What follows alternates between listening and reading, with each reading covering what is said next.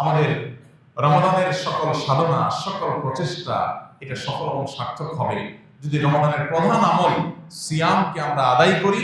শুধু আদায় করাই নয়, সিয়ামের লক্ষ্য, তার উদ্দেশ্য, সিয়াম যে আমাদের বার্তা দেয়, মেসেজ দেয়, সেই মেসেজ যদি আমরা গ্রহণ করতে পারি, ইনশাআল্লাহ এই রমাদানের সকল সাধনা, সকল প্রচেষ্টা সার্থক হবে।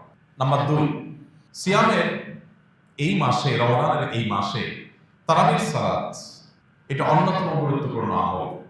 নবী করিম সাল্লাল্লাহু আলাইহি সাল্লাম যখন এই সিয়ামের কথা বলেছেন, তার পাশাপাশি তারাবির সালাতের কথা বলেছেন। মান সামা রমাদান ঈমানান ওয়া ইহতিসাবা গুফিরা লাহু মা তাকাদ্দামা মিন যামবি। এরপরে বলেছেন ওমান কামা রমাদান ঈমানান ওয়া ইহতিসাবা গুফিরা লাহু মা তাকাদ্দামা মিন যামবি।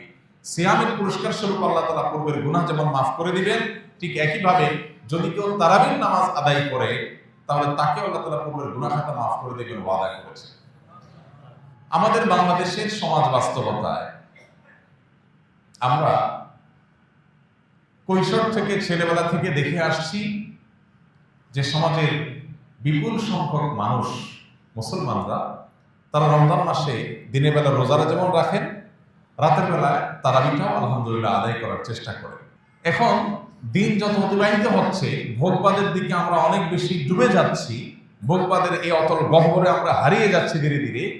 এই কারণে মসজিদগুলোতে তারাবির নামাজে অংশগ্রহণকারী মানুষের সংখ্যা আগের তুলনায় আস্তে আস্তে কমছে এবং প্রথম 2, 4, 5, 7 দিন কিছু মুসল্লি থাকলেও খুব দ্রুততার সাথে সেই মুসল্লি কমে যাচ্ছে। এই যে একটা প্রবণতা আমাদের সমাজে শুরু হয়েছে, এর কারণ কি? এর কারণ হলো ওই যে 1-1.5 ঘন্টা বা 2 ঘন্টা দাঁড়িয়ে কোরআনে কারীম এর তেলাওয়াত শোনার মতো ধৈর্য আমাদের হয় না। অর্থাৎ আমরা আমাদের ঈমানি যে চেতনা, তাকওয়ার যে চেতনা, সেটা থেকে এত দূরে সরে গেছি যে সারা বছরের মধ্যে একটি মাস কোরআনের 1 ঘন্টার জন্য দিনে, 1.5 ঘন্টার জন্য দিনে সংস্রবে আসবো, সেই সময়টুকু পর্যন্ত আমরা বের করতে পারি না। দুনিয়া আমাদেরকে আষ্টে পৃষ্ঠে এমন ভাবে বেঁধে ফেলেছে যে 1-1.5 ঘন্টা কোরআন তেলাওয়াত শোনার মতো ধৈর্য আমাদের নাই। এখান থেকে পরিমাপ করা যেতে পারে যে আমাদের ঈমানের অবস্থা, তাকওয়ার অবস্থা কতটা ভয়াবহ। নেক্সট সূরাতে ধোঁকা শুরু হয়েছে যে তারাবির নামাজ ফরজ না, সুন্নত। সুন্নাত মানে হলো যেটা নিয়ে ঢিলামি করা যায়, ঘড়িবসি করা যায়, এমন একটা টেন্ডেন্সি আমাদের মধ্যে আসছে। আবার আলহামদুলিল্লাহ উলামায়ে কেরামের দীর্ঘদিনের প্রচেষ্টা, দীর্ঘদিনের দাওয়াতের ফসল স্বরূপ তারাবির নামাজের গতি সারা দেশের মসজিদগুলোতে একটু হলেও কমতে শুরু করেছে। তারাবির নামাজের গতি কমাটা ভালো না খারাপ? সবকিছুর গতি ভালো না। কোনো কোনো কিছু আছে গতি যত কম থাকে কোয়ালিটি তত ভালো হয়। তারাবির নামাজ বা যে কোনো নামাজের ক্ষেত্রে একই কথা প্রযোজ্য, ধীরস্থিরতাটা এখানে ইম্পর্টেন্ট। নবী করিম সাল্লাল্লাহু আলাইহি সাল্লাম তিনি যখন রাতে তাহাজ্জুদ পড়তেন, তারাবি পড়তেন, তখন তার অবস্থা কি ছিল? সাহাবায়ে কেরামের বর্ণনা হলো যে তিনি এত দীর্ঘ সময় দাঁড়িয়ে কোরআনের তেলাওয়াত করতেন নামাজে রাতে, যে তার পা মুবারক ফুলে যেত। আমাদের পা মাঝে মধ্যে ফুলে। একটা মানুষ কত সময় দাঁড়িয়ে থাকলে পা ফুলতে পারে? কত সময় রুকুতে থাকলে, রুকু কতক্ষণ লাস্টিং করলে তার শরীরের ভারে পা ফুলে যেতে পারে? কতক্ষণ? একটু কি আমরা কল্পনা করতে পারি? আপনার তারাবি যদি 2-2.5 ঘন্টা ধরে তেলাওয়াত করেন, একটু বেশি তেলাওয়াত করেন, ধীরে ধীরে তেলাওয়াত করেন, তাহলে বড়জোর আপনার পায়ের মধ্যে একটু ব্যথা অনুভব করবে, কিন্তু পা ফুলে যাওয়া এটা স্বাভাবিক বিষয় না। আপনি যদি 2 রাকাত নামাজে 15, 20, 30 মিনিট করে করে আপনি যদি এরকম দীর্ঘ তারাবির নামাজ শেষ করেন, তাহলে হয়তো আপনার পা একটু ফুলতে পারে। নবী সাল্লাল্লাহু আলাইহি সাল্লাম যাকে আল্লাহ তাআলা পূর্বের পরের সব মাফ করে দিয়েছেন, আগাম ঘোষণা দিয়েছেন, তিনি পর্যন্ত যদি এইভাবে রাত জেগে তারাবি পড়েন, এইভাবে যদি তাহাজ্জুদ আদায় করেন, তাহলে 1-1.5 ঘন্টার জন্য তারাবির নামাজের সময় যদি আমাদের না হয়, তাহলে এই রমজান দিয়ে, এই রমজানের রোজা দিয়ে, এই রমজানের ইবাদত দিয়ে আল্লাহর কাছে কোন মুখে জান্নাতের জন্য আর্গুমেন্ট করব? ভাইরা আমার, সাহাবায়ে কেরামের তারাবি কেমন ছিল? মুওয়াত্তা মালিকের একটি হাদিস থেকে জানা যায়, সাহাবীদের বেশিরভাগের তারাবির চিত্র ছিল যে তারা যখন তারাবি শুরু করতেন, তারাবি শেষ করতে করতে তাদের প্রায় দিনই রাত প্রায় শেষ হয়ে যেত। সাহরি খাওয়ার জন্য তারা বাসায় যেতেন, সাহরি খেয়ে এসে আবার ফজর করতেন। এখন আপনি বলবেন, এটা কি আমাদের দ্বারা সম্ভব?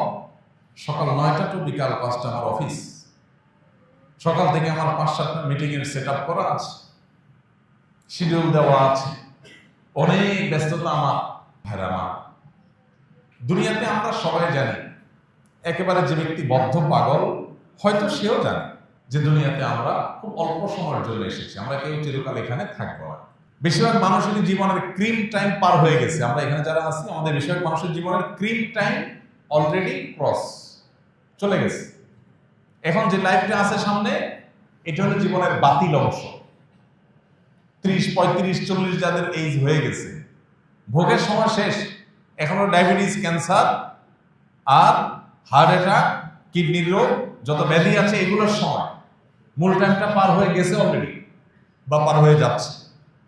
তাহলে আর বাকি যে সময়টা আছে 10, 20, 30 বছর, ওষুধ খাইতে খাইতে আর ডাক্তারের কাছে যেতে যেতে শেষ হয়ে যাবে। তাহলে ভোগ করার অপশনটা কোথায়?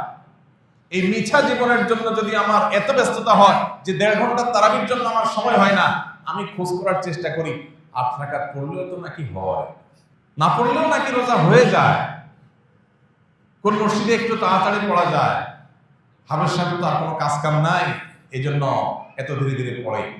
এই যে টেন্ডেন্সি, কারণ দুনিয়া আমাদেরকে আষ্টে পৃষ্ঠে বেঁধে ফেলেছে, শয়তান তার চক্রান্তে জয়ী হচ্ছে।